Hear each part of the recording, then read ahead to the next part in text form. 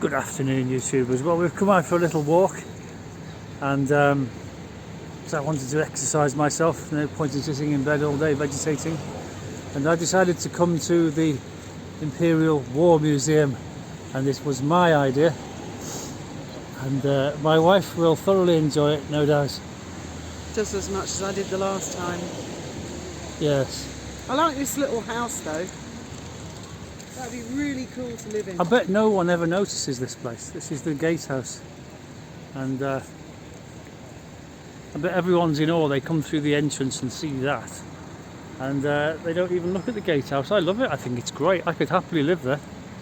Sort of place If there was imagine somewhere, Peter Cushing having a secret little home. if there was somewhere to park my tank.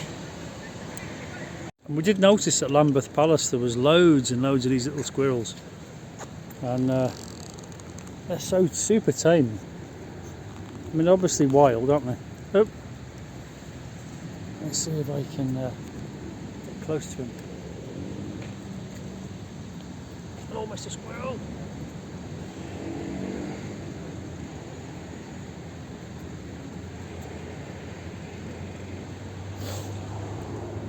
I like squirrels. I do. There's another one over there, look. They're all over the place.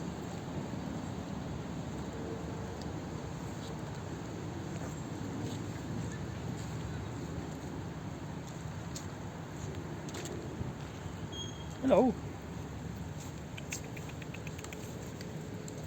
There's the guy. Hello. Oh, he's off.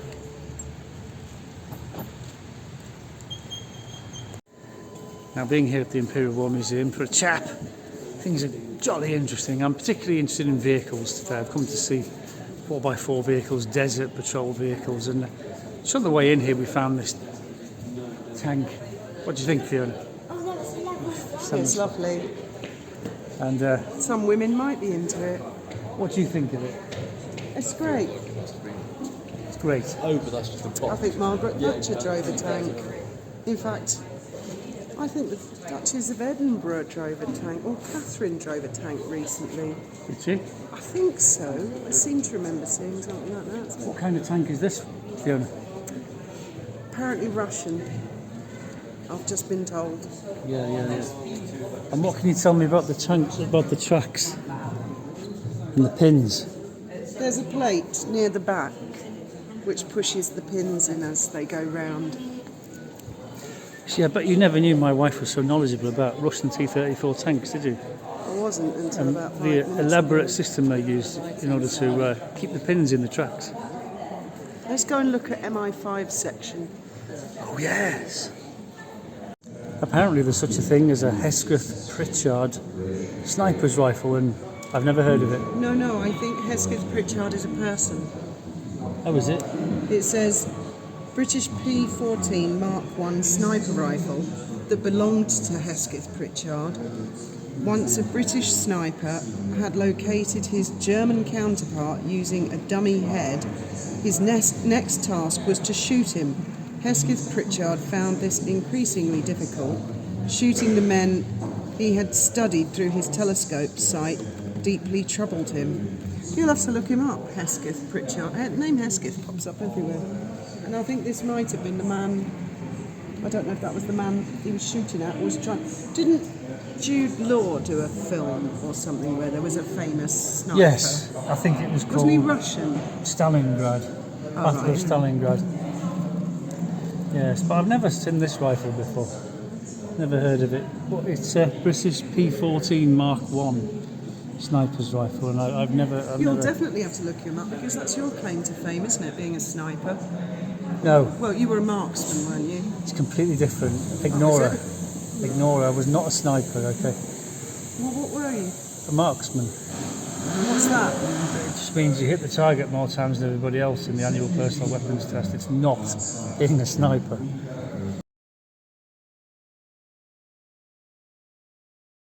Here we are. We're still in the Imperial War Museum. We're in the MI5 Spies, Lies and Deception section. No mention of MI6. And obviously they don't tell you really anything, do they? No, he's a spy. She's a spy. Look, there's some headphones. Look, this lipstick takes photographs. I've got a story about espionage. Have you? Yeah, well, I used to be under surveillance quite a lot with Sussex Police for various reasons. They were a bit obsessed, actually. And I won't say who I was with, but Hi. You right there? but I was in an office with somebody, Yeah. and we were feeling quite depressed, and we were just sitting looking. It was a summer's evening. We were looking out of the window at the street across. Greg, don't. That's really rude. Go on. And it was dark, and we were just sort of staring at this house across the road, a bay window, and all of a sudden the lights came on in this bay window, and there were three gentlemen squatting at the I remember you telling me windowsill. about that with binoculars and that, staring at your flat. The one on the left had binoculars, the one on the right had binoculars, and the one in the middle had a big telescopic lens and a camera pointing at us. And in the background was a little old lady with hair curlers on and a hairnet in a dressing gown, with her hand on the light switch, holding a tray of 3 mugs of tea and some biscuits, obviously for these gentlemen. And all three of these guys looked round at her in great horror, and one of them doing that, obviously meaning kill the lights. And me and my friend were there in our bay window looking at this. And after the lights went out, we were still looking at it, and eventually my friend said, "Did you just see what I just saw?" And I said, "Yes, I did. I think Did we're..." you have the window tint on then? Oh no, this was in an office. It was not where I lived. Right. This was Right. this was somewhere else. And I said, "Yes, I just saw three great big guys, two with binoculars, and one with a big photo lens camera. What the hell's that all about?" And we were clearly under surveillance. They were definitely looking at us. Oh, Bill. We Bill, weren't mate. up, we weren't up to anything, but They're watching you anyway, I've had a few instances like that in my life. just for good measure. And I mean, it's quite interesting, the Spies, Lies and Deception section, because they're talking about how deceptive their world is, and truly is, and it's actually an awful way to live, because you end up not being able to trust anybody, and you become so paranoid about everything you say to everyone. And we've been in that sort of situation, haven't we, where we've actually cut off very good friends to be on the safe side. When you're really paranoid, you can disappear up your own backside, can't you? Yeah. For months. And that brings me to another subject. I mean, thank you. It's very interesting that Omid Scobie was so convinced that the Queen's body was going to come back from Scotland on the train, and I suspect that was William probably told only Harry that, to rather make the point to Harry Yeah. who's leaking what. Yeah. But I don't know if Harry is intelligent enough to have picked up on that subtlety. Probably not, because he's thick, isn't he? He's a thick prince. I'm sure he wouldn't like He that. could actually be as cunning as a fox and work for MI6, pretending to be a fool. As the Scarlet Pimpernel said, "I pray he found a fool." They're dead cool, the Willys Jeep. I know they're really old, and it doesn't matter. They just look so cool, don't they? You can't go wrong with some sort of Jeep. You know, if you're dealing Jeeps or modern day Jeeps, 4x4s, off-roaders, just can't go wrong with them. In each hospital, there are highly specialized departments, and should you need the assistance of any one of them, your doctor will get into direct touch with the medical superintendent of the hospital serving your area. And when you think about it, they were just really basic, weren't they? And they did their job really well.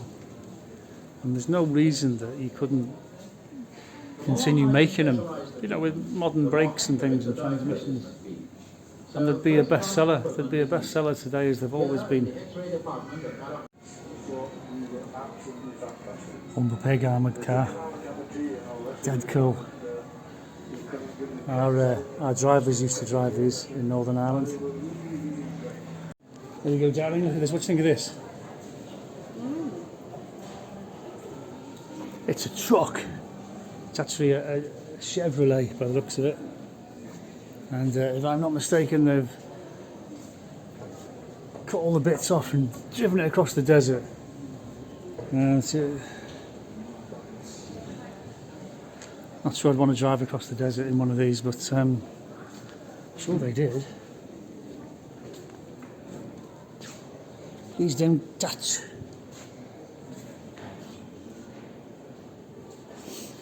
Yes, look at that. Must be the gas tank.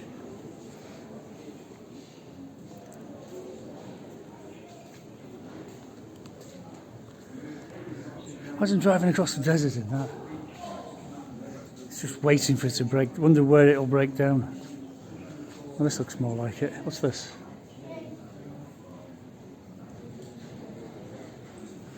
Some sort of... You'd expect Laurel and Hardy to be driving this. Wouldn't you? That sort of thing Laurel and Hardy used to drive around in. But yeah, look like that sort of stuff. Right hand drive. There's an M4A4 Sherman tank just over there. Really? An A4 M4. You see, my wife never ceases to amaze me. Or is it M4A4? A4M4. I don't know, I just read the sign. What's this? Come on, really impress me now. Tell me what this is. That's a motorbike. It's With a motorbike sidecar. and a sidecar. Can you see anything else that's unusual about it? It's got a gun on it. A gun? The person in the sidecar would be shooting. So the person in the sidecar's got a gun, yeah? Yeah. Is it Winston Churchill's or something? It is. How did you It's guess? got WHI, which I'm guessing is like a Whitehall thing. Yeah. I seem to remember Yeah. seeing pictures of Winnie in a sidecar with a gun. Yeah. That's how I guess. Yeah. But I don't know what sort of gun that is. It's a German MG34, I think, or 42. What was he doing with a German gun? Well, what was he doing on a German motorbike? Oh, it's a That's more the BMW. question. Yes. Oh, and look, there's a seat for somebody else to sit behind. There is. Now, this is a true story. You know Brad Pitt? Yeah. Brad Pitt has bought one of these, motorbike and sidecar, from World War II, all fully restored, that was used in the Battle of Crete, I believe. He paid over $1 million. So how much is this worth? Oh, is this the actual one Winston sat in? Yes, this is the one he used in the desert. Priceless. I don't know what the obsession with Winston Churchill is. But anyway, look, there's a tank.